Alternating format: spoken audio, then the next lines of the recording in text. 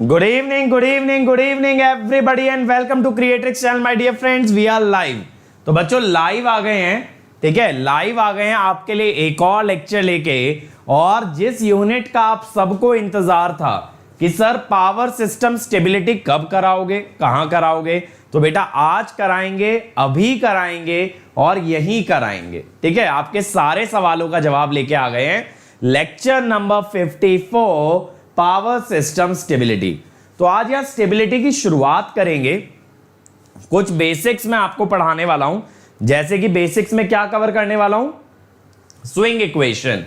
मैं आपसे बात करने वाला हूं स्विंग इक्वेशन के बारे में कि पावर सिस्टम स्टेबिलिटी के अंदर स्विंग इक्वेशन कैसे आती है, स्विंग इक्वेशन का रोल क्या होता है, ये सारी बातें डिस्कस होंगी आज इस वीडियो के अंदर, ठीक है।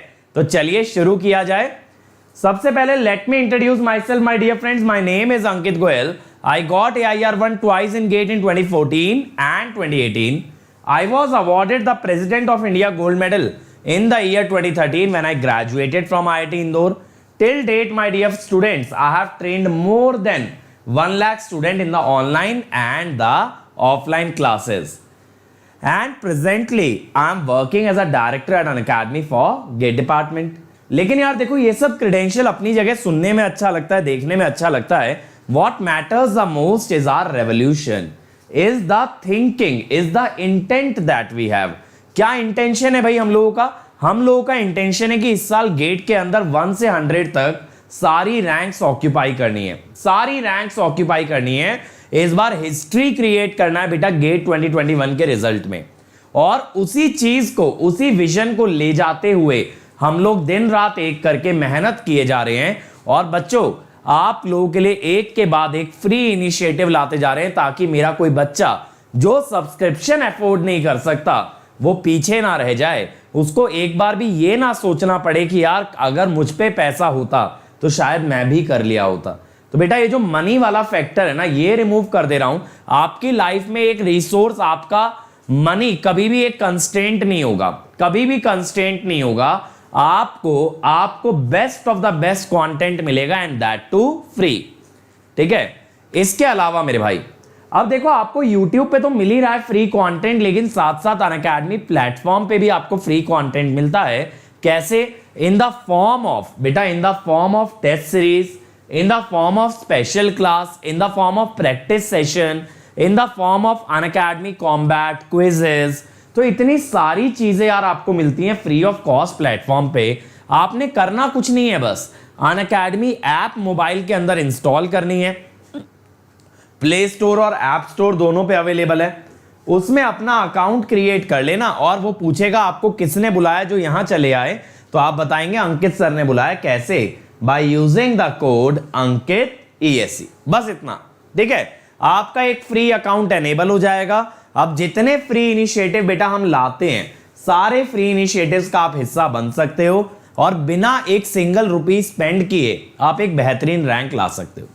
अब देखो यार अगर मेरी क्लासेस पसंद आती हैं, मुझसे और पढ़ना चाहते हो, तो मेरे बच्चों इस लिंक पे जरूर जाना, tinyurl.com/ankit ESC।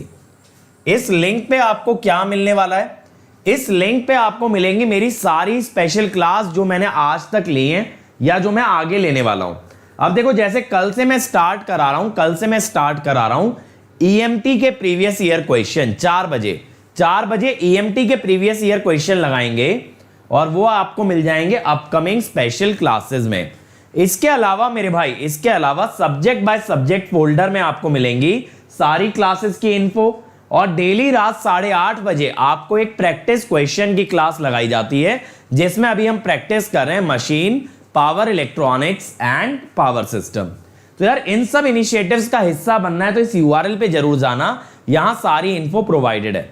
इसके अलावा देखो यार इंडिया की सबसे पहली वीडियो बुक बना दी है। आपको लिंक याद हो जाना चाहिए, इसका बस ये ध्यान रखना है ये गेट लाइव अपर केस में डालना है बेटा, लोअर केस में नहीं। और इस लिंक पे आपको मिलेंगे सारे इस चैनल के videos, lecture by lecture, chapter by chapter, subject by subject. तो जो सब्जेक्ट में आपको वीकनेस लगती है, जो चैप्टर, जो टॉपिक में वीकनेस लगती है, वो पूरा यहां से कवर कर सकते हो फ्री ऑफ कॉस्ट। तो बेटा ये आपके लिए एक एनसाइक्लोपीडिया क्रिएट कर दिया है गेट प्रिपरेशन का। इसके अलावा देखो रिसेंटली स्टार्टेड क्रैश कोर्सेज विशाल सर ने बेटा अभी रिसेंटली स्टार्ट किया प्रोबेबिलिटी एंड रैंडम वेरिएबल, इसकी क्लास चलती है सुबह 9 बजे और 10:30 बजे। शंकर सर ने स्टार्ट किया नेटवर्क एनालिसिस, सर ले रहे हैं 5:30 बजे। पंकज सर ने बच्चों स्टार्ट किया कंट्रोल सिस्टम और सर ले रहे हैं 4 बजे।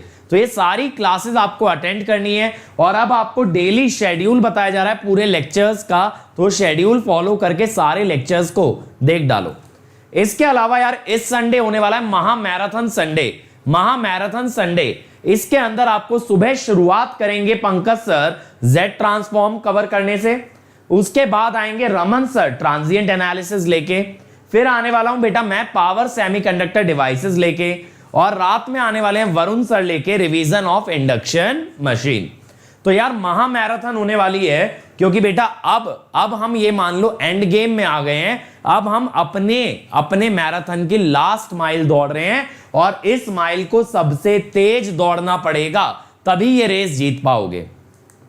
देखो यार, अगर आपको और तेज दौड़ना है तो आप प्लस का हिस्सा बन सकते हैं, जहां आपको मिलेंगे सभी टॉप एजुकेटर की लाइव क्लास, उनकी टेस्ट सीरीज, उनके वीकली टेस्ट, उनके डेली प्रैक्टिस क्वेश्चन जिनको हम कहते हैं डीपीपी, और आपको मिलेगा प्रैक्टिस क्वेश्चन।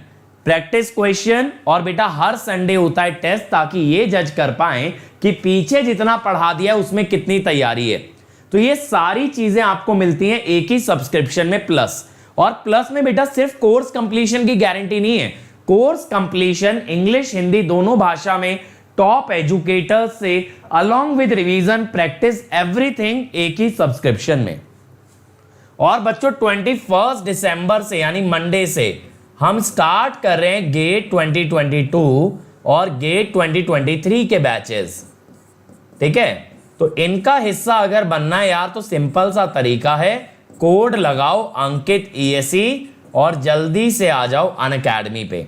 आप आइकॉनिक पे भी जा सकते हो यार, आइकॉनिक बड़ा भाई है प्लस का। आइकॉनिक आपको देता है एक पर्सनल कोच जो कि आपको day in day out guide करता है रिलेटेड टू प्रिपरेशन, आपकी पूरी स्ट्रेटेजी बनवाता है। इसके अलावा आपको देता है टीचर से स्टडी बूस्टर सेशन, हर 2 हफ्ते में मैं आइकॉनिक वाले बच्चों के साथ पर्सनली इंटरेक्ट करता हूं।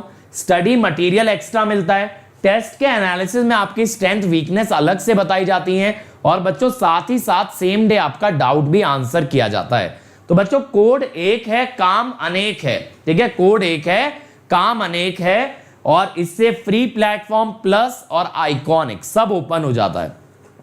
अब यार जल्दी से इस सेशन का कोड लगा दो और हम शुरुआत कर देते हैं स्टेबिलिटी स्टडी की।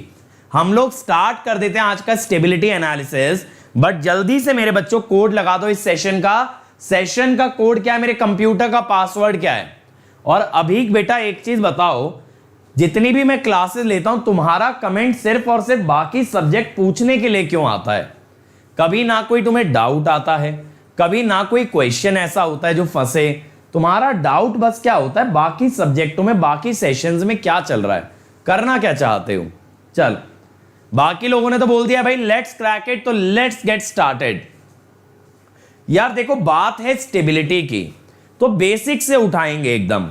स्टेबिलिटी क्या होती है यार, स्टेबिलिटी सिस्टम के अंदर या किसी सिस्टम को स्टेबल तब बोला जाता है जब वो सिस्टम अपने पोजीशन से डिस्टर्ब होने के बाद अगर वापस आ जाए, that is said to be stable, that is said to be stable.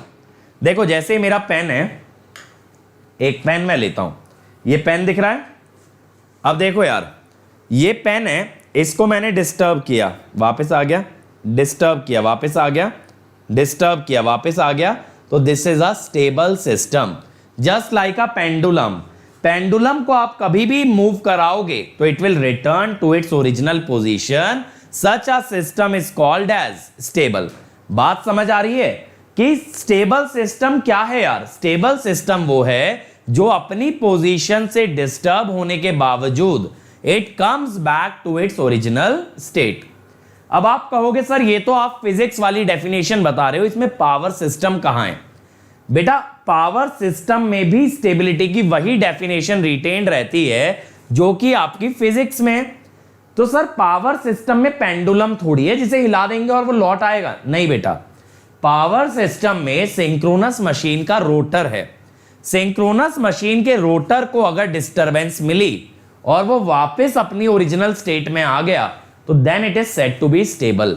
तो वहां मैकेनिकल पार्ट की बात होती है। देखो स्टेबिलिटी में जो डिस्टरबेंस दे रहे हैं वो तो मैकेनिकल है ना, इसीलिए क्या होता है सिंक्रोनस मशीन के अंदर जब स्टेबिलिटी की बात होती है तो उसके मैकेनिकल पार्ट के बारे में बात किया जाता है। ध्यान से समझना।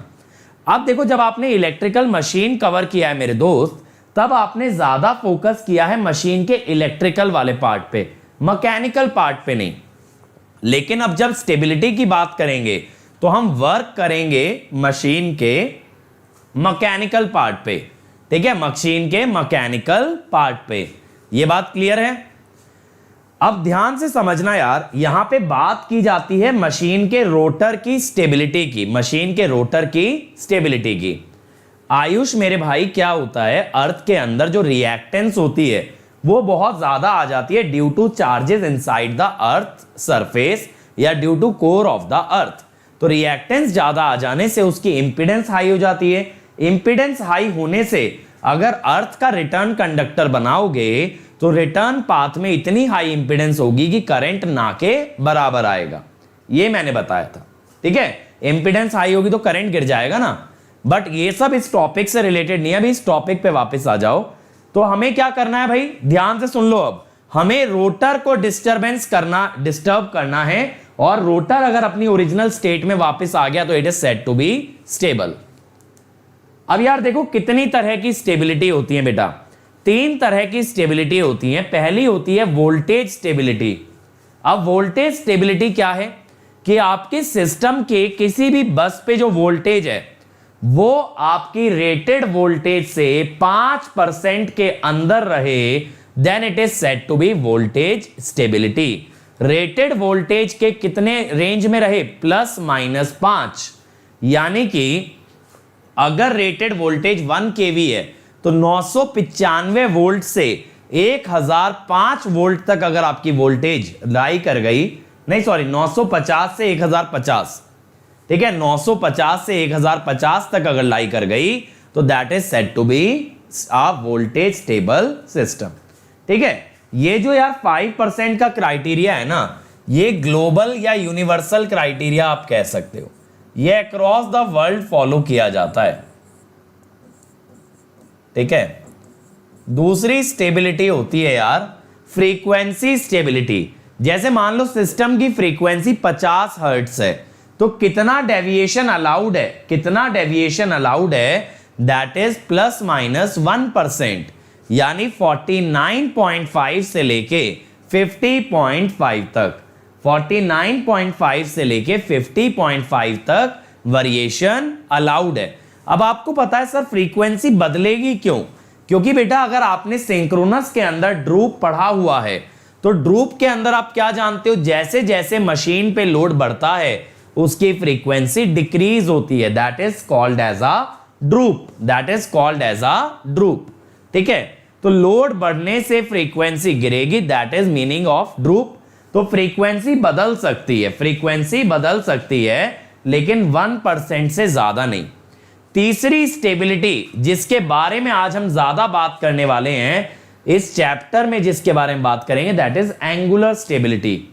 आप जानते हो रोटर एंगल या पावर एंगल कहलाता है डेल्टा, तो डेल्टा शुड बी स्टेबल, यानी डेल्टा को अगर डिस्टरबेंस मिले और वो वापस सेटल हो जाए तो it is said to be angular stability. Angular stability का मतलब है रोटर का जो एंगल है उसको अगर डिस्टरबेंस दे दी गई और वो वापस से सेटल हो गया, then it is said to be angular stability. अब देखो वोल्टेज स्टेबिलिटी के बारे में ऑलरेडी हम लोग काम कर चुके हैं। कहां? जब हमने पढ़ा था वोल्टेज कंट्रोल, तो वोल्टेज स्टेबिलिटी के बारे में काम किया था। फ्रीक्वेंसी स्टेबिलिटी पे काम कर चुके हैं जब हमने बात की थी फ्रीक्वेंसी कंट्रोल की। और अब बात करने वाले हैं भाई एंगुलर स्टेबिलिटी की। अब किसके बारे में बात करने वाले हैं? एंगुलर स्टेबिलिटी के बारे में, जहां देखेंगे रोटर के एंगल की स्टेबिलिटी कैसे डिफाइंड होती है। अब यार देखो एंगुलर स्टेबिलिटी जो होती है ना 3 कैटेगरीज में डिवाइडेड है। पहली कैटेगरी है स्टेडी स्टेट स्टेबिलिटी। तो यार स्टेडी स्टेट स्टेबिलिटी के अंदर it refers to the maximum power transfer capability of a system. याद करो मैंने आपको बताया भी था कि जो Pmax होता है, जो Pmax होता है that is also called as steady state stability limit, SSL, steady state stability limit, SSL बोलते हैं। ठीक है, इसीलिए स्टेडी स्टेट स्टेबिलिटी की जब स्टडी की जाती है तो बात की जाती है कितनी मैक्सिमम पावर बच्चा आप डिलीवर कर सकते हो। फिर आती है ट्रांजिएंट स्टेबिलिटी। यहां बात करते हैं अगर कोई लार्ज डिस्टरबेंस आ जाए, जैसे मान लो फॉल्ट आ गया, कोई ट्रांसमिशन लाइन डिस्कनेक्ट हो गई, कोई ट्रांसफॉर्मर डिस्कनेक्ट हो गया, कोई बड़ी बड़ी समस्या अगर सिस्टम में आ जाए, बड़ी डिस्टरबेंस आ जाए, तो क्या सिस्टम सिंक्रोनिज्म में रहेगा या सिस्टम सिंक्रोनिज्म लूज कर जाएगा? अगर ये आपने जज कर लिया तो उसे कहते हैं ट्रांजिएंट स्टेबिलिटी। तो transient stability is the study of large disturbances, बड़ी डिस्टरबेंस, बड़ी घटनाओं पे आधारित है। ठीक है, तो यहां पे क्या लिखोगे? It relates to large disturbance. तो लार्ज डिस्टरबेंस किसकी वजह से आ सकती है? फॉल्ट की वजह से।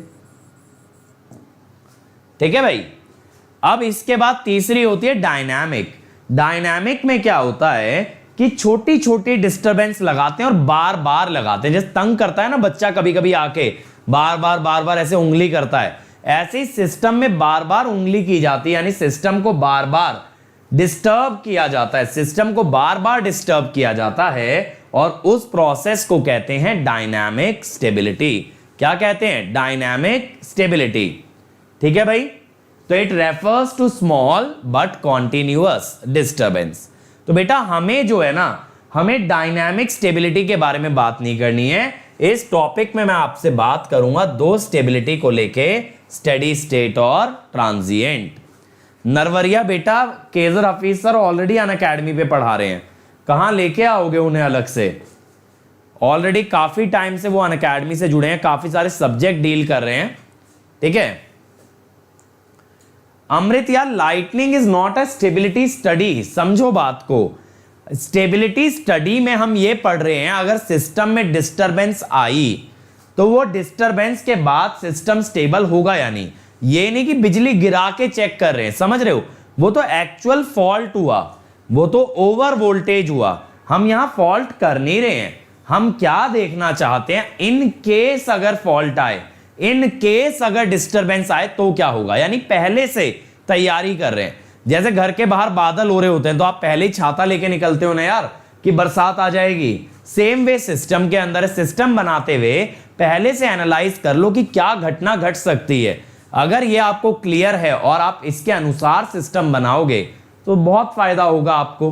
ठीक है, चलो अब देखो यार, steady state versus transient stability की अगर बात करें, स्टेडी स्टेट के अंदर देखो बहुत छोटा डिस्टरबेंस है। देखो ये वाला जो ग्राफ है ना, इसे हम कहते हैं पावर एंगल कर्व, जो आप मशीन में भी पढ़ते हो ना, मशीन में पावर वर्सेस डेल्टा, मैंने पावर सिस्टम में भी पढ़ाया है। तो देखो यहां जो डेल्टा है ना वो बहुत छोटा ऑसिलेट कर रहा है, डेल्टा बहुत कम रीजन में ऑसिलेट कर रहा है, देख रहे हो?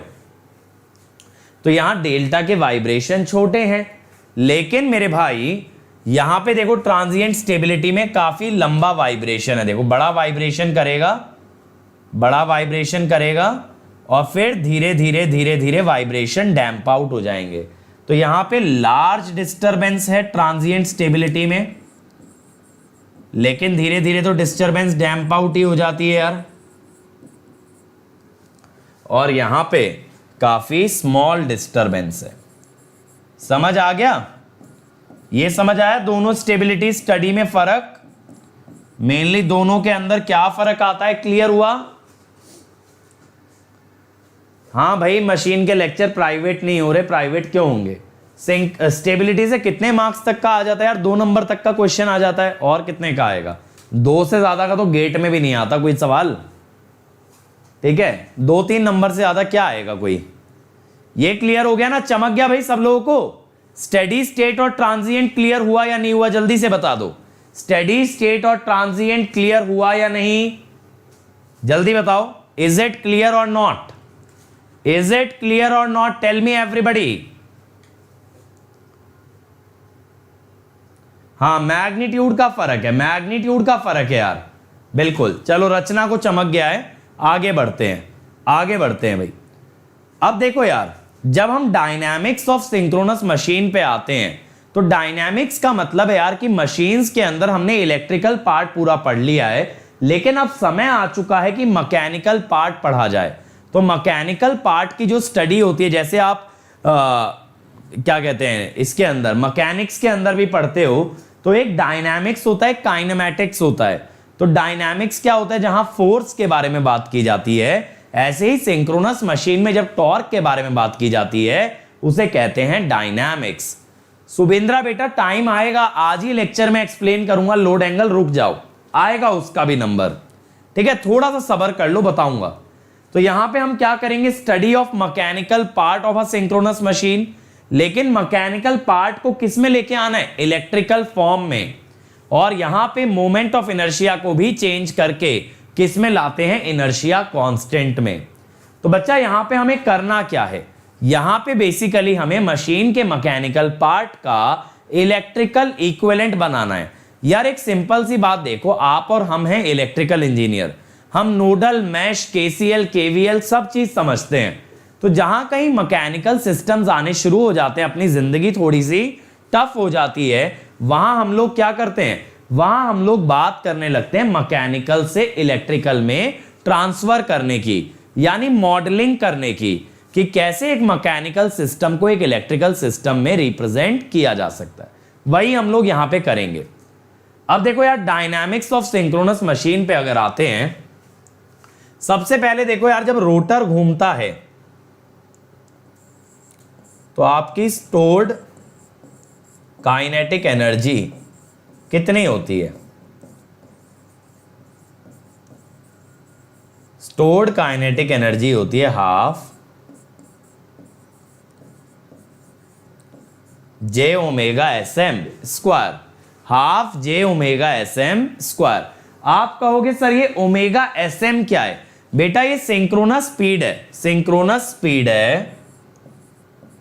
बच्चा कोई भी चीज अगर मूव करती है तो उसके अंदर काइनेटिक एनर्जी होती है, ऐसा थोड़ी है भर के रखा है तेल की तरह। कोई भी चीज घूम रही है तो उसके अंदर काइनेटिक एनर्जी कहते हो ना, तो वही तो मैंने भी बोला है, काइनेटिक एनर्जी है रोटर के अंदर। अब रोटर के अंदर है तो स्टोर्ड लिख दिया, ठीक है भाई। ऐसे सोचो ऐसे गाड़ी चल रही है तो उसमें काइनेटिक एनर्जी है ना। अब जब आप ब्रेक लगाते हो उसे रोकने के लिए, तो वो काइनेटिक एनर्जी बच्चा आपको डिसिपेट करनी पड़ती है, तब जाके कोई गाड़ी रुक पाती है। यानी गाड़ी के अंदर कोई ना कोई एनर्जी स्टोर्ड थी, जिसको जब आपने वेस्ट किया, जिसको जब आपने वेस्ट किया, तब जाके वो गाड़ी रुक गई। सेम चीज रोटर के साथ है, रोटर घूम रहा है माने उसके अंदर एनर्जी है। अब रोटर को अगर आप रोकोगे, यानी आप उसकी एनर्जी को उससे छीन रहे हो या उसकी एनर्जी को एक्सट्रैक्ट कर रहे हो, ठीक है भाई। ये आ गई काइनेटिक एनर्जी। लेकिन यार समस्या यहां पे एक है कि ये मैकेनिकल टर्म्स में है, और मुझे किस टर्म्स के अंदर चाहिए यार, मुझे चाहिए इलेक्ट्रिकल टर्म्स के अंदर। मुझे किस में चाहिए, इलेक्ट्रिकल टर्म्स के अंदर। तो देखो मैं क्या करता हूं, मैं ये कहता हूं कि थीटा ई, जिसका मतलब है थीटा एम, तो अगर आप डेरिवेटिव ले लो दोनों तरफ,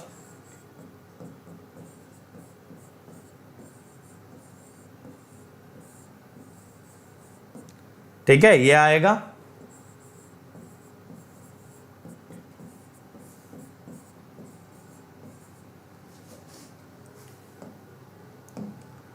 ये आ गया।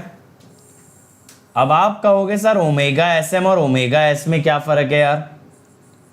ओमेगा एस होता है 2 पाई एफ ठीक है, ये है एंगुलर फ्रीक्वेंसी, एंगुलर स्पीड मत समझना, और ये है एंगुलर स्पीड।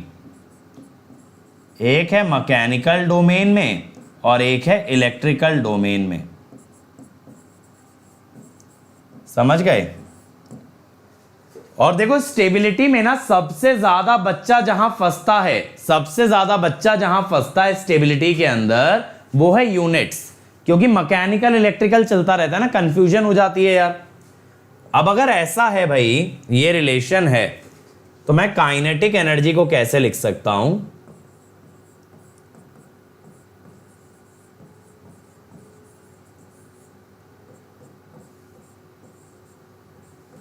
जे omega S M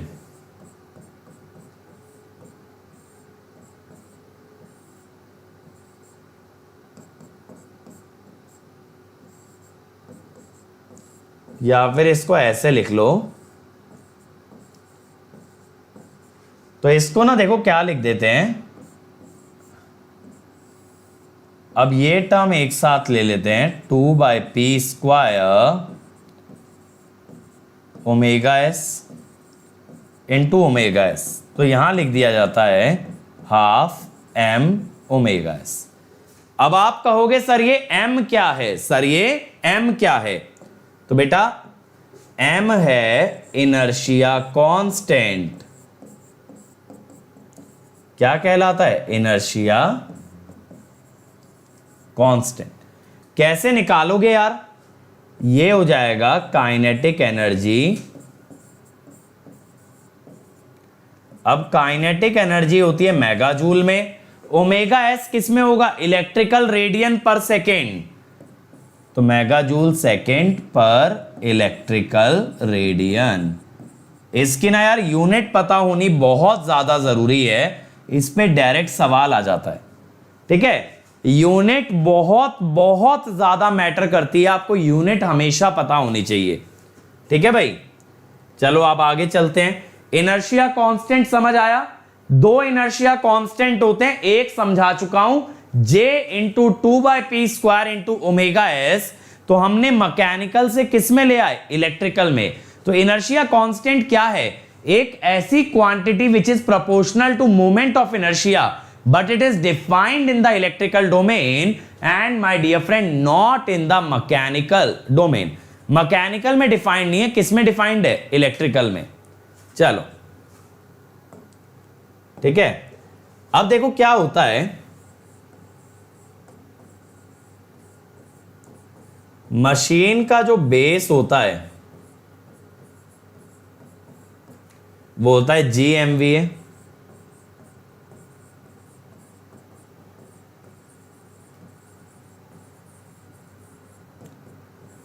kinetic energy को लिखते हैं GH, where H is the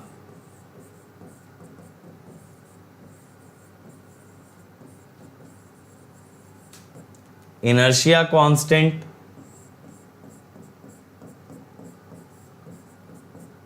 तो H क्या हो गया?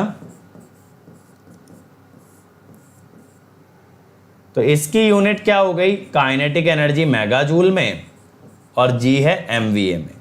तो ये भी इनर्शिया कांस्टेंट है। जैसा मैंने आपको बताया कि आपकी जो काइनेटिक एनर्जी है उसको लिखने के दो तरीके हैं, एक m की टर्म्स में और एक h की टर्म्स में। दो इनर्शिया कांस्टेंट हो सकते हैं, m और h, दोनों इनर्शिया कांस्टेंट हैं। दोनों इनर्शिया कांस्टेंट की बस क्या है? यूनिट अलग अलग है, दोनों की यूनिट अलग अलग है। आदर्श बेटा बिल्कुल सही बात है, एनर्जी की यूनिट जूल होती है, लेकिन एनर्जी को ही तो आप किलो जूल और मेगा जूल में भी लिख सकते हो। अब सिंक्रोनस मशीन प्रैक्टिकली इतनी हाई एनर्जी पे काम करती है कि उसकी यूनिट में क्या लिख देते हैं? मेगा जूल लिख देते हैं। जूल लिखने की क्या जरूरत है? जूल से किलो जूल बना लो, मेगा जूल बना लो, गीगा जूल बना लो, है ना, but mega is the standard unit. अब देखो यार, GH अगर काइनेटिक एनर्जी है तो काइनेटिक एनर्जी तो अभी हमने 12m ओमेगा एस लिखी है।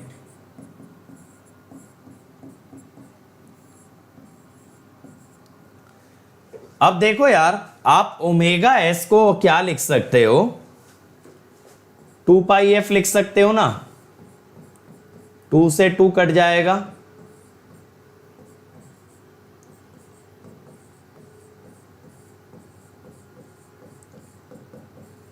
अगर बेटा आप पाई की जगह 180 ले लो तो आप ये भी लिख सकते हो, पाई की जगह अगर 180 ले लो तो रेडियन की जगह किस में चले गए, डिग्री में, है ना, रेडियन की जगह हम आ गए डिग्री के अंदर। इसीलिए मैंने बोला था यार कि यहां पे ना यूनिट्स बहुत मैटर करती हैं, बच्चा कंफ्यूज हो जाता है यूनिट्स को लेके। लेकिन अगर आपने इस टॉपिक के अंदर अपनी यूनिट्स को स्ट्रॉन्ग रखा, अगर आपने हर क्वांटिटी की यूनिट पे ध्यान दिया बेटा, तो आपको कोई बीट नहीं कर सकता गेट एग्जाम के अंदर।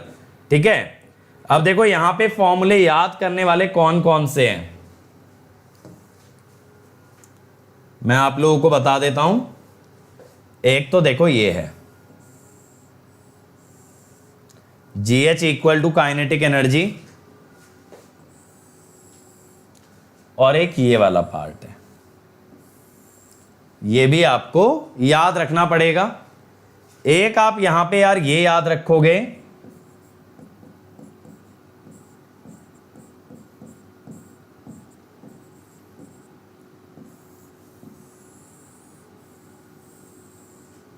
ये वाली क्वांटिटी, ठीक है। m का j से रिलेशन याद रखोगे मोमेंट ऑफ इनर्शिया से, kinetic energy equal to GH, और फिर m और h के अंदर का कन्वर्जन। तो ये बात होती है कि हम लोग कैसे हम लोग सिंक्रोनस मशीन की काइनेटिक एनर्जी को इलेक्ट्रिकल डोमेन में लेकर के आ जाते हैं। तो जो moment of inertia mechanical domain में J से दिखाया जाता है, इलेक्ट्रिकल डोमेन में वही चीज M और H से दिखाई जाती है। अब आते हैं यार स्विंग इक्वेशन पे। ये स्विंग इक्वेशन क्या है सर? देखो यार, जैसे मैंने यहां पे जनरेटर आपको दिखाया है, जनरेटर के अंदर क्या होता है, 2 टॉर्क होते हैं या 3-4 टॉर्क होते हैं। वैसे तो जनरेटर के अंदर क्या होता है, ये जो शाफ्ट टॉर्क है, ये जनरेटर के शाफ्ट को घुमाता है उसी की डायरेक्शन में। मतलब ये शाफ्ट टॉर्क कौन लगाता है यार, ये लगाता है प्राइम मूवर। कौन लगाता है? Prime mover. और ये रोटर को घुमाता है इन द सेम डायरेक्शन। तो हम कह सकते हैं rotor rotates in same direction as TS। फिर TEM, ये है इलेक्ट्रोमैग्नेटिक डेवलप्ड टॉर्क।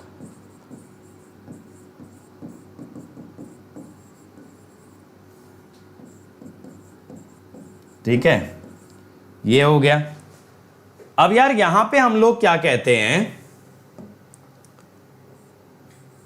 कि J d²θ/dt², और पहले ही क्लियर करने के लिए M लगा रहा हूं, shaft torque minus electromagnetic torque minus damping torque. अब आप कहोगे सर ये क्या है? मैंने बस बच्चा इतना बोला है जो आपको 11वीं में पढ़ाया जाता है कि नेट टॉर्क कितना है। नेट टॉर्क है जो टॉर्क घुमाने वाला है माइनस जो टॉर्क अपोज करने वाला है। यहां पे आपका TB मैंने क्या लिया है? TB is the damping torque. जैसे मान लो कि चारों तरफ बॉल बियरिंग से फ्रिक्शन आ गया, चारों तरफ बॉल बियरिंग से फ्रिक्शन आ गया या एयर से फ्रिक्शन आ गया, तो ये अपोज करेंगे मोशन को। बॉल बियरिंग्स हैं, एयर है, ये सब मोशन को अपोज करेंगे और इनके टॉर्क को हमने क्या बोला? Damping torque. ये भी मोशन को अपोज करता है। तो देखो शाफ्ट टॉर्क घुमाने की कोशिश कर रहा है, लेकिन इलेक्ट्रोमैग्नेटिक और डैम्पिंग टॉर्क रोकने की कोशिश कर रहे हैं। अगेन यार प्रॉब्लम बस इतनी सी है। इक्वेशन तो बहुत बढ़िया बन गई भाई, इक्वेशन बहुत बढ़िया बन गई, लेकिन प्रॉब्लम बस इतनी सी है that this is in mechanical domain. इसी इक्वेशन को यार जब इलेक्ट्रिकल में लाते हैं तो कहते हैं स्विंग इक्वेशन। तो स्विंग इक्वेशन बेटा कोई नई इक्वेशन नहीं है, कोई बहुत बड़ा इनोवेशन आविष्कार नहीं है। ये क्या है?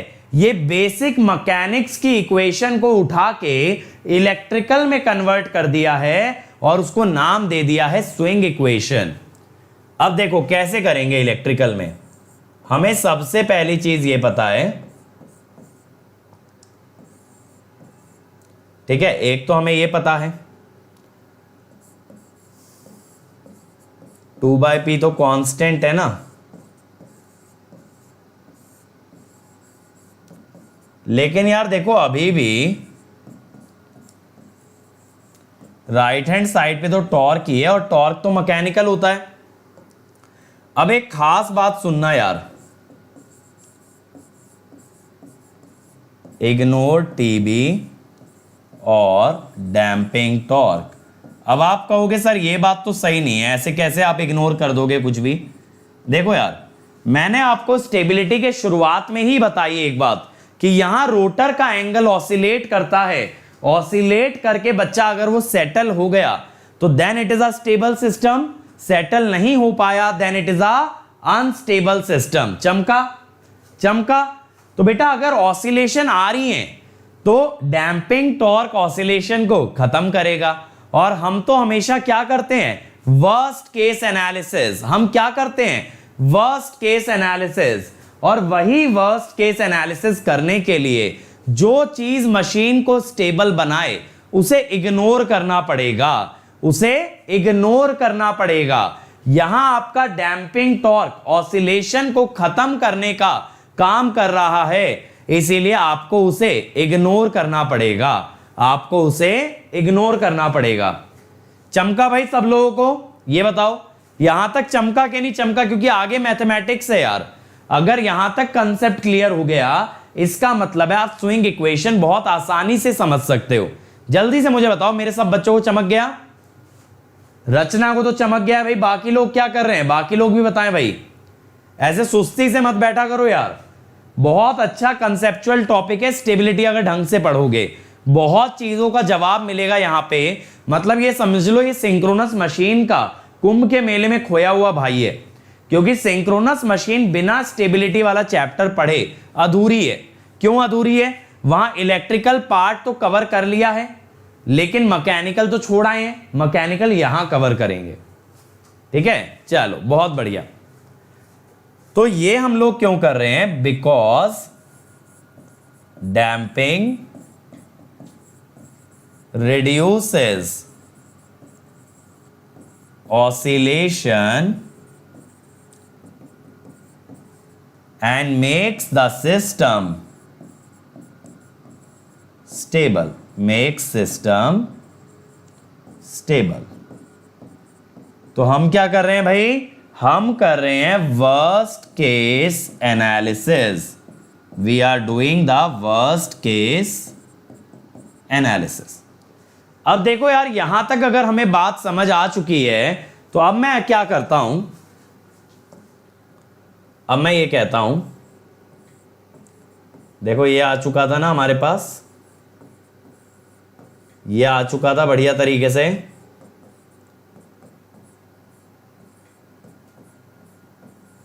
यार अब टॉर्क तो देखो मैकेनिकल पार्ट है ना, torque is a mechanical quantity, लेकिन पावर एक ऐसी क्वांटिटी है जो इलेक्ट्रिकल में भी पढ़ी जाती है और मैकेनिकल में भी पढ़ी जाती है। Torque is a mechanical quantity but power is a quantity that can be studied in electrical as well as mechanical. तो अगर ये टॉर्क को मैं कन्वर्ट कर दूं पावर में तो मेरा काम हो जाएगा। तो मैं क्या कहता हूं, टॉर्क इनटू स्पीड पावर होता है,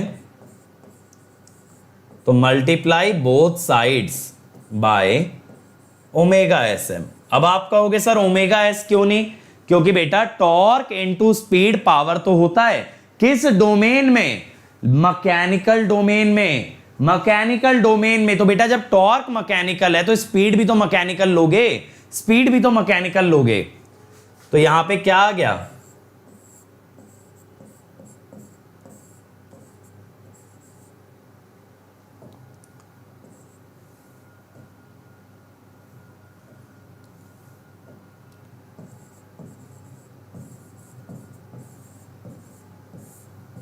अब देखो टॉर्क इनटू स्पीड क्या हो गया, ये हो गया PS माइनस PE। देखो मैंने दिखाया भी है, इनपुट पावर है PS और आउटपुट पावर है PE। इनपुट है PS और आउटपुट है PE। अब ओमेगा SM को तो मैंने अभी लिखना बताया था कि 2/p ओमेगा S लिखते हैं, जिससे कि ये 2/p का स्क्वायर बन गया। अब यहां देखो इस एक्सप्रेशन के अंदर यार सारी क्वांटिटी इलेक्ट्रिकल डोमेन में है। ये जो पहली टर्म है ये अभी पीछे डिफाइन करके आए हैं, m is the inertia constant. ठीक है, तो बेटा ये होता है फर्स्ट वर्जन स्विंग इक्वेशन का। ये क्या होता है? First version of swing equation.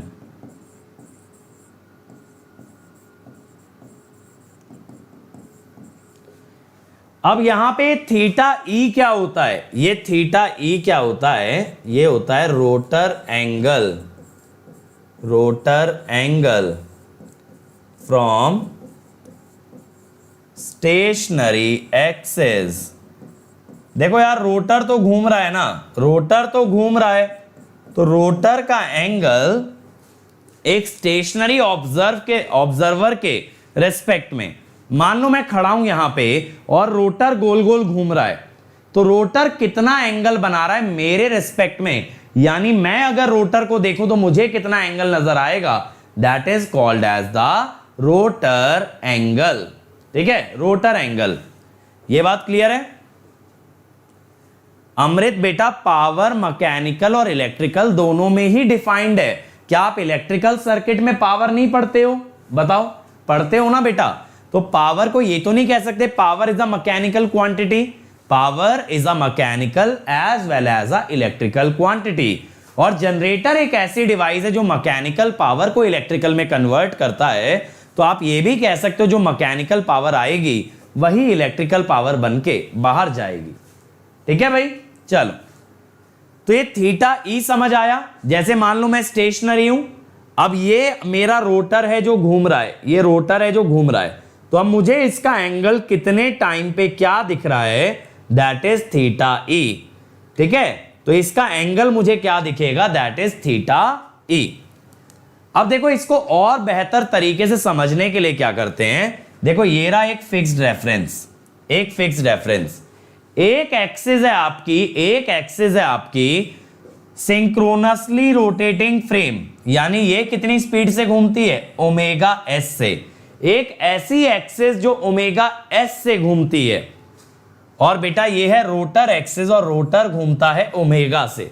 अब आप कहोगे सर ये बात गलत है, सिंक्रोनस मशीन का रोटर घूमता है ओमेगा एस से।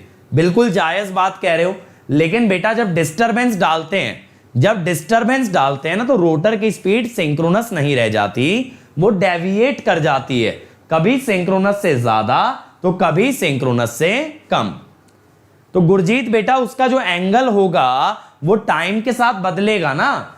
अगर देखो कोई भी बॉडी मूव करती है तो उसकी पोजीशन टाइम का फंक्शन होती है, ऐसे ही कोई बॉडी अगर रोटेट करेगी तो उसकी पोजीशन टाइम का फंक्शन होगी, जब भी तो टाइम के रिस्पेक्ट में डेरिवेटिव आ रहा है। तो अब देखो यार,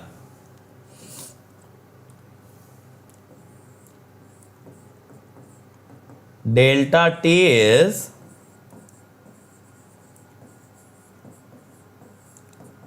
rotor angle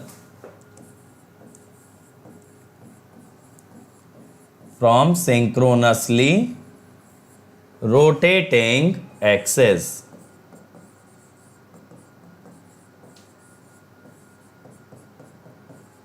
from synchronously rotating axis। ठीक है भाई, अब डेल्टा टी जो है वो सिंक्रोनसली रोटेटिंग एक्सिस से है। अब मैं ये कहता हूं कि fixed reference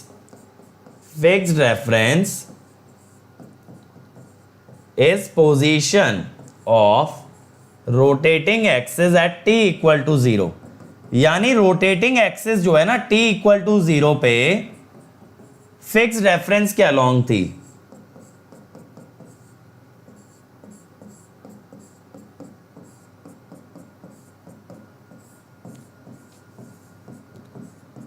position of rotating axis is omega S into T. देखो रोटेटिंग एक्सिस आपकी घूम रही है ओमेगा एस से, तो वो टी टाइम में कितना घूम चुकी होगी, ओमेगा एस इंटू टी। दिमाग लगाओ, अगर कोई 10 मीटर पर सेकंड से चल रहा है तो 1 सेकंड में कितना चलेगा, 10 मीटर। ऐसे ही अगर कोई ओमेगा एस से घूम रहा है तो टी टाइम में कितना घूमेगा, टी टाइम में कितना घूमेगा, omega S into T, omega S into T. Gayatri बेटा ओमेगा लेस देन भी हो सकता है, ओमेगा एस से ज्यादा भी हो सकता है, तो ये डिस्टरबेंस के कारण है। बट जब स्पीड बदलेगी तब आप ये कह सकते हो इंडक्शन मशीन जैसा बिहेवियर होगा, बट कम होगी स्पीड या ज्यादा होगी वो तो डिपेंड करता है, हमेशा कम या हमेशा ज्यादा नहीं होती है। तो अब देखो यार, इस फिगर से अगर देखा जाए theta E is omega S T plus delta, तो अब मैं लिखता हूं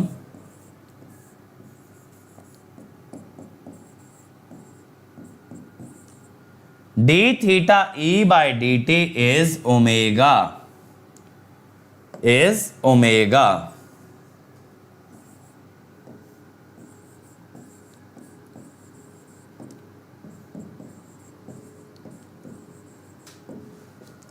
तो आपको यहां से क्या सीखना है, यहां से आपको ये याद रखना है D delta by D T is omega minus omega S. और यहां पे ना डेल्टा आपका इलेक्ट्रिकल एंगल है, मैकेनिकल एंगल नहीं है, कभी मैकेनिकल समझ लो। डेल्टा वगैरह सारे एंगल इलेक्ट्रिकल होते हैं, और ये जो दोनों स्पीड है ये भी किसमें है, इलेक्ट्रिकल रेडियन पर सेकंड में, कुछ भी मैकेनिकल में नहीं है। अब आप पूरी तरीके से किसमें आ चुके हो, इलेक्ट्रिकल में। अब यार इसको एक बार और डिफरेंशिएट अगर कर दें इस इक्वेशन को, तो ये बनेगी D square theta E bye D T square. अगर डेरिवेटिव लिया ओमेगा एस का तो 0, ये बन गया D square delta by D T square. अब अगर यहां डाल दोगे D square theta E bye D T square, परिचय बेटा ओमेगा कांस्टेंट नहीं है, ओमेगा रोटर की स्पीड है, वो समय के साथ बदल सकती है, सिंक्रोनस स्पीड फिक्स है, ओमेगा एस को कोई नहीं बदल सकता, लेकिन ओमेगा को बदला जा सकता है। ठीक है, तो अब यहां से आपकी स्विंग इक्वेशन क्या बनेगी,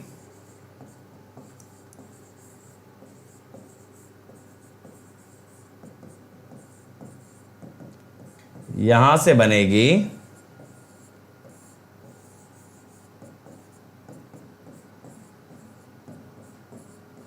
ये होती है आपकी एक्चुअल स्विंग इक्वेशन। ठीक है, यहां पे m क्या हुआ,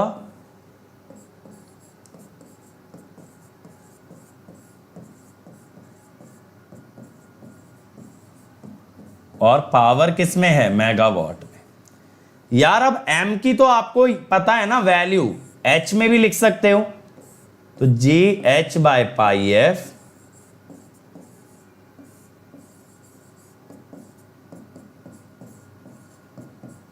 अब अगर आप यार g को राइट हैंड साइड ले जाओ, g क्या था याद करो, मशीन का बेस था, पावर को अगर MVA बेस से डिवाइड कर दिया तो ये पावर किस में कन्वर्ट हो जाएगी, पर यूनिट में। किस में कन्वर्ट हो जाएगी मेरे भाई, पर यूनिट में। ठीक है, अब इसके अलावा यही इक्वेशन लिखने का एक और तरीका भी हो सकता है, पाई की जगह अगर 180 लिखें,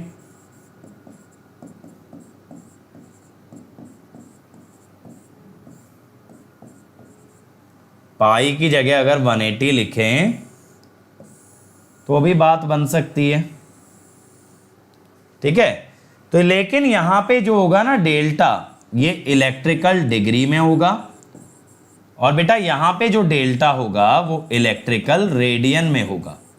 ये दोनों में मेजर फर्क है, ये दोनों में मेजर फर्क है, ठीक है। ये बात क्लियर हो गया। Why is rotor axis leading the stator axis? यार ये डायग्राम थोड़ा सा रैंडमली बनाया हुआ है, ऐसा मत सोचना कि कोई लीड कर रहा है या लैग कर रहा है, ये थोड़ा सा रैंडमली ड्रॉ किया हुआ है, ठीक है, इसके ऊपर मत जाना। क्लियर है? चलो, तो ये स्विंग इक्वेशन की फॉर्म्स हैं यार जो हमें पता होनी चाहिए, 1, 2 एंड 3।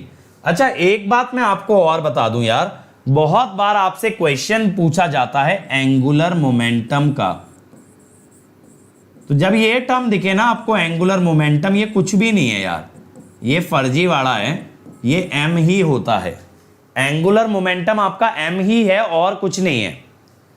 अब इसके अलावा यार एक बात मैं आपको और बता दूं, एक बात मैं आपको यहां पे और बता दूं कि ये जो d स्क्वायर डेल्टा है, d square delta by dt square है, ये रोटर एक्सेलरेशन है। ये क्या है? रोटर एक्सेलरेशन है। तो यार रोटर एक्सेलरेशन है ना, तो यहां पे क्वेश्चन कैसा बन सकता है, यहां न्यूटन इक्वेशन ऑफ मोशन पे भी बात की जा सकती है। कैसे?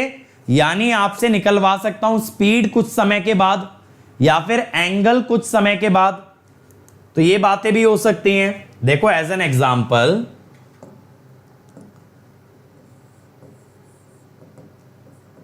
if alpha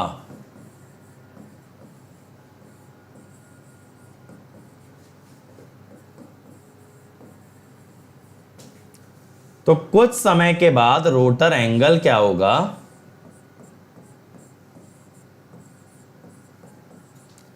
तो यार देखो अगर डेल्टा आपका इलेक्ट्रिकल रेडियन में चल रहा है तो आपको अल्फा भी किस में लेना पड़ेगा, इलेक्ट्रिकल रेडियन पर सेकेंड स्क्वायर में। अगर डेल्टा आपका डिग्री में है, डेल्टा अगर डिग्री में है तो अल्फा भी फिर किस में निकालो, इलेक्ट्रिकल डिग्री पर सेकेंड स्क्वायर। ये तो हो गई एंगल की बात। अब आप ये भी कह सकते हो omega equal to omega not plus alpha T, 2 pi से डिवाइड कर दो तो F equal to F not plus alpha by 2 pi T. तो यहां से मैं आपसे कुछ समय बाद फ्रीक्वेंसी भी पूछ सकता हूं। समझ में आ रही है मेरी कहानी? यहां पे मैं आपसे फ्रीक्वेंसी भी पूछ सकता हूं, लेकिन यहां अल्फा किस में लेना है, इलेक्ट्रिकल रेडियन पर सेकेंड स्क्वायर, इलेक्ट्रिकल रेडियन पर सेकेंड स्क्वायर, ठीक है। यह बात क्लियर हो गया। आर्मेचर रिएक्शन का स्टेबिलिटी पे क्या इफेक्ट होता है? बेटा आर्मेचर रिएक्शन का स्टेबिलिटी पे एज सच डायरेक्टली कोई इंपैक्ट नहीं होता है, बट बात यह आती है कि आप कौन सी स्टेबिलिटी की बात कर रहे हो, क्या ट्रांजिएंट की या फिर स्टेडी स्टेट की। समझ रहे हो? समझ रहे हो? लेकिन आशुतोष मेरे भाई इस चीज का कोई बेसिस भी तो बताओ सवाल का, कि अचानक से out of the box randomly एक सवाल आ जाता है कि सर आर्मेचर रिएक्शन से क्या होगा। समझ रहे हो? देखो क्या होता है, किसी भी मशीन को काम करने के लिए 2 मैग्नेटिक फील्ड चाहिए, एक तो आर्मेचर और एक फील्ड। तो बेटा आर्मेचर और फील्ड जितना टाइटली एक दूसरे से लिंक्ड हैं, जितना कपल्ड हैं, उतना ही एक मशीन बेहतर काम करती है। लेकिन इसमें एक नुकसान भी होता है कि अगर एक फील्ड में कोई वाइब्रेशन, कोई फ्लक्चुएशन आया तो वो दूसरे में भी रिफ्लेक्ट होता है, फिर वो दूसरे में भी रिफ्लेक्ट होता है, दैट इज द ड्रॉबैक, ठीक है। तो आप ये कह सकते हो अगर आर्मेचर रिएक्शन और फील्ड वाइंडिंग की फील्ड आपस में बेहतरीन तरीके से कपल्ड हैं तो then it will lead to reduction in stability, क्योंकि vibration in one will be carried over to the other. और ये कोएफिशिएंट ऑफ कपलिंग के अंदर पढ़ाया भी जाता है सिंक्रोनस में। अब देखो यार मैं आपको यहां पे और क्या बताने वाला था, ये फ्रीक्वेंसी हो गया, ये डेल्टा हो गया। हाँ, कई बार ना अल्फा के अंदर यूनिट ऐसी पूछ लेते हैं आरपीएम पर सेकेंड। तो कैसे निकालोगे? पहले जैसे आपने अल्फा निकाला इलेक्ट्रिकल रेडियन पर सेकेंड स्क्वायर में, मान लो ये अल्फा 1 है, अब इसको आरपीएम पर सेकेंड में कैसे करें, ध्यान देना, आरपीएम पर सेकेंड में कैसे करें। सबसे पहले क्या करो, अल्फा 1 इनटू, क्या करें भाई, इलेक्ट्रिकल रेडियन से बेटा पहले मैकेनिकल रेडियन में जाना पड़ेगा। कैसे जाओगे, कैसे जाओगे, 1 electrical radian is equal to 2/p mechanical radian.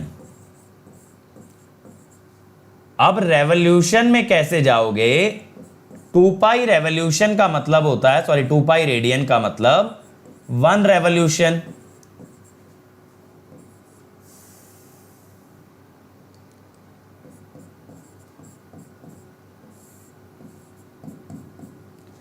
अब यहां पे रेवोल्यूशन बाय सेकेंड को ऐसा लिख दोगे 1/60 मिनट इनटू सेकेंड, तो 60 आ जाएगा ऊपर।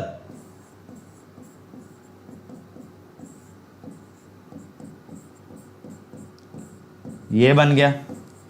तो मैं बता रहा हूं ना, यहां पे यूनिट से बहुत खेला जाता है, यहां पे यूनिट से बेटा बहुत खेला जाता है, तो यूनिट्स पे खासा ध्यान देना बहुत जरूरी है, खासा ध्यान देना बहुत जरूरी है। 1 electrical radian is 2/p mechanical radian. ये मत कहना सर p/2 होता है, 1 वाले केस में अलग हो जाती है कंडीशन। अच्छा देखो, इसका स्क्रीनशॉट लेके रख लो, क्योंकि ये नोट्स में इंक्लूड नहीं होगा, ये बीच में मैंने ब्लैक स्क्रीन इंसर्ट करके आपको पढ़ाया है, तो ये नोट्स में आपके नहीं आएगा, इसीलिए इसका स्क्रीनशॉट लेके रख लो, ठीक है। जिस किसी बच्चे को जरूरत है अभी के अभी इसका स्क्रीनशॉट ले ले, और फिर हम लोग आगे बढ़ते हैं, ठीक है भाई। ले लिया सब लोगों ने स्क्रीनशॉट, आगे बढ़े, चलो देन लेट्स मूव फॉरवर्ड, और नहीं लिया तो पीछे करके ले लेना। चल अब यार देखो, हमें स्विंग इक्वेशन क्लियर हो गई, मैंने आपको बता दिया कैसे कैसे इसको लिंक किया जाएगा न्यूटन इक्वेशन ऑफ मोशन से, यह भी मैंने आपको बता दिया, न्यूटन इक्वेशन ऑफ मोशन से कैसे लिंक करेंगे, ठीक है। तो ये वाला टॉपिक कल कराऊंगा, 2 अल्टरनेटर पैरेलल और 2 अल्टरनेटर सीरीज वाला। इसमें मैं आपको कल क्या बताऊंगा कि जब एक से अधिक अल्टरनेटर होते हैं तो कैसे उन्हें एक सिंगल अल्टरनेटर से रिप्रेजेंट कर देते हैं, कैसे 2 या 2 से ज्यादा अल्टरनेटर को एक अल्टरनेटर में लाया जाता है, ये कल देखेंगे। तो आज टाइम आ चुका है बच्चों क्विज का, आज टाइम आ चुका है क्विज का, तो जल्दी से यार लिख दो सब लोग, let's crack it, let's crack it लिख देंगे मेरे सभी बच्चे, क्योंकि अब आ रहे हैं क्विज। अब हम लोग देखने वाले हैं 3 question with just 15 second, with just 15 second timer. Come on everybody, come on. चलो रेडी है ना सभी लोग, and here is your first question. But अभी मैं देख रहा हूं लेट्स क्रैक इट आया ही नहीं है, अब आना शुरू हुआ है। अरे आरपीएम में भी तो रेवोल्यूशन पर मिनट ही है मंथन बेटा, आया तो डिनोमिनेटर में ही, न्यूमरेटर में थोड़ी चला गया, बीच में पी भी तो आया। चलो first question, steady state stability is related to small disturbance and transient related to large, true और फॉल्स, ट्रू और फॉल्स। चलो भाई अंशु बेटा, डिप्लोमा तो मैंने देखो किया नहीं, तो इसलिए I don't have much idea कि आपके डिप्लोमा का सिलेबस क्या होता है। मैंने गेट निकाला है, बीटेक किया है, तो मैं उसी रिलेटेड आपका सिलेबस कवर कराता हूं। अब ये साथ साथ इंजीनियरिंग में भी काम आ जाता है, वो अलग बात है, ठीक है। चल अगला सवाल, develop torque opposes the rotation of synchronous motor, true और false. Develop torque opposes the rotation of synchronous motor, true और फॉल्स। चलो जल्दी से भाई, and the time is over, that is false. देखो जनरेटर के अंदर सपोर्ट करता है शाफ्ट टॉर्क, रोटेशन को सपोर्ट करता है शाफ्ट टॉर्क, और रोटेशन को अपोज करता है इलेक्ट्रोमैग्नेटिक टॉर्क। मोटर के अंदर सपोर्ट करता है इलेक्ट्रोमैग्नेटिक टॉर्क और अपोज करता है लोड टॉर्क, ठीक है। ये वाला फॉल्स है। चलो लास्ट क्वेश्चन, ये वाला गेट के अंदर आया था भाई, ये वाला क्वेश्चन गेट में आया था, जल्दी से बता दो। रोटर एंगल डेल्टा क्या होता है स्विंग इक्वेशन में? रोटर एंगल डेल्टा क्या होता है स्विंग इक्वेशन में? चलो वापस से और 15 सेकंड दे दिए मैंने आपको। I have given you again 15 seconds. Come on, what is the rotor angle delta? क्या आएगा? 3, 2, 1 and the game is over. तो आंसर इज सी। नहीं,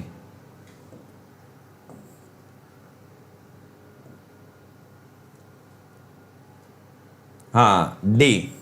आंसर इज डी। ठीक है, आंसर इज डी। रोटर का angle with respect to synchronously rotating axis. पहला कह रहा है स्टेटर का एंगल, स्टेटर का नहीं होता बेटा, रोटर का एंगल होता है with respect to synchronously rotating axis. Rotor का देखना है, स्टेटर का नहीं। ठीक है, ये क्वेश्चन गेट में आया था। देखो बेसिक डेफिनेशन से भी सवाल आ जाता है, इसीलिए ध्यान दिया करो। तो भाई आज के लिए इतना ही रखेंगे, बाकी बातें हम लोग करेंगे कल। तो देखो आप लोगों को यह बताना जरूरी है कि एक हमारा बैच स्टार्ट हो रहा है मंडे से प्लस पे गेट 2022 के लिए, जिसमें बेटा आप एनरोल कर सकते हो using the code Ankit ESE। और मेरे बच्चे इसके अंदर आपको मिलने वाले हैं सारे टॉप एजुकेटर, इंडिया के सारे टॉप एजुकेटर आपको एक साथ मिलने वाले हैं, एक साथ आपको मिलने वाले हैं। 21 दिसंबर से स्टार्ट हो रहा है गेट 2022 का पूरा सिलेबस अलॉन्ग विद रिवीजन कराया जाएगा। इसमें Hafiz sir, Vishal sir, Kamesh sir, Shankar sir, मैं, सुरेश सर, सारे टीचर, अजय सर भी आपको एक साथ मिलेंगे। और बेटा 2023 के लिए भी बैच स्टार्ट हो रहा है, 2023 के लिए भी बैच स्टार्ट हो रहा है प्लस पे, जिसमें आप कोड लगा के आ सकते हो अंकित ESE, अंकित ESE। ये कोड लगाओ and you can become a part of the plus subscription. और वहां पे बेटा आपको best content, best intent, best guidance आपको एक साथ मिलती है। 21 से चालू हो रहा है बेटा, 2 ही दिन रह गए हैं, मिस नहीं करना है। एक भी क्लास फर्स्ट क्लास से अटेंड करनी है, उसके लिए अभी से ज्वाइन करें। और हम लोग स्टार्ट कर रहे हैं एक special class series know your basics. तो जो भी मेरे बच्चे गेट 2022 टारगेट कर रहे हैं, ये सारी स्पेशल क्लास अटेंड करना बहुत जरूरी है बेटा। इसके अंदर आपको हर सब्जेक्ट का बेसिक दिया जाएगा, हर सब्जेक्ट की स्ट्रेटेजी दी जाएगी, ओवरऑल इलेक्ट्रिकल इंजीनियरिंग के बारे में बताया जाएगा। ये सब चीजें आपको बताई जाएंगी in case of know your basic, know your basic.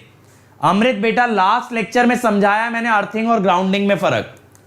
अब देखो अंकित ESE कोड से बेटा 1 ईयर का आपका फीस लगेगा 27,225, 1.5 ईयर 34,650 और बचा 2 ईयर 39,600। इसके अलावा अगर आइकॉनिक लेते हो तो अंकित ESE से 1 ईयर का फीस होगा 45,225, 2 ईयर का होगा 66,600।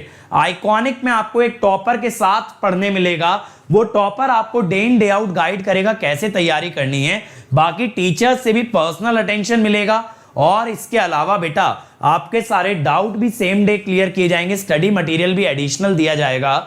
विनोद बेटा ESE 2021 का बैच 7 दिसंबर को लॉन्च हुआ था, अब इसके बाद जैन और फेब में लॉन्च करेंगे। 7 दिसंबर को निकले, अभी 10 दिन हुए हैं। If you still want to become a part of plus, you can be and you can prepare for ESE 2021 as well. और वहां सौरभ पांडे सर आपको पढ़ाने वाले हैं नॉन टेक्निकल। अब यार देखो मेरी अनअकैडमी प्रोफाइल है अंकित 2047, आप इस प्रोफाइल को फॉलो करें और इस मेरे जितने भी फ्री क्लास होते हैं उसका नोटिफिकेशन आपको ऑटोमेटिक फोन पे आ जाएगा। और मुझसे पर्सनली जुड़ना चाहते हो तो यार मेरे टेलीग्राम चैनल पे आ जाओ। मैं यहाँ पे आपको क्लास के PDF, इसके अलावा क्लास के नोटिफिकेशन, कोई भी न्यू बैचेस आते हैं, सब इंफॉर्मेशन आपको एक जगह मिलेगी। अब हमारे अदर चैनल से भी जुड़ सकते हो, जैसे मैकेनिकल वाले दोस्तों को बताओ, सिविल, कंप्यूटर साइंस, तेलुगु का चैनल है, JEE एग्जाम्स का चैनल है, पाठशाला, जंक्शन, इतने सारे चैनल हैं। एक बार विजिट करो and whichever seem suitable to you, become a part of it. So thank you everybody, thank you. अब बेटा मिलेंगे शाम 8:30 बजे। अभी से 25 मिनट बाद हम मिलने वाले हैं स्पेशल क्लास में, जिसका लिंक अवेलेबल होगा मेरे टेलीग्राम चैनल पे, और मैं क्वेश्चन लगवाऊंगा आपको machine, power system, power electronics के। तो 8:30 बजे जुड़ना मत भूलना। लिंक आपको मिलेगा टेलीग्राम चैनल पे। अगर वो आपसे इनवाइट कोड मांगे तो लिख देना अंकित ESE।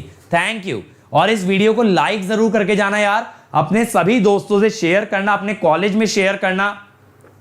और अगर इस चैनल को अभी तक सब्सक्राइब नहीं किया है तो गुनाह कर रहे हो मेरे दोस्त, वो लाल वाला बटन दबा दो और इस चैनल की घंटी बजा दो। Thank you, good night.